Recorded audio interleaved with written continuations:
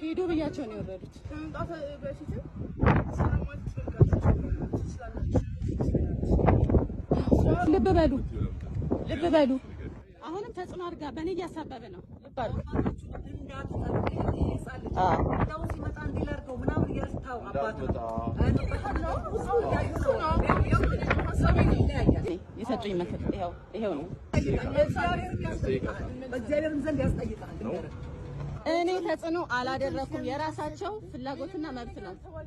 የኛ ሐሳብ ነው። እኛም ተዘኖሮ እኮ ቤቱን አትሰጥም። እነሱ ስማት ለቤቱ እናንተ አያገባችሁ። ይሄው 97 ነበርክ እንዴ? አንተ 97 ነበር? አቋማቸውን መጫን ማስገደድ አልችልም። ቤቱን አሸጠ። ይሄው እየተናገረ የምን ተጽዕኖ ቤቱን አሸጥክ? ለምን ቤቱን ላሸጥከው? እስካሁን ድረስ እናቴ እያሰደብካት ነው። ምንም ባላልን መናገር እንችላለን። ሄደን መናገር እንችላለን። ፈቃደኛ የለውም። እዚህ ምን ነገር ቤት አሸጠ ምናምን ስሟን አጠፋ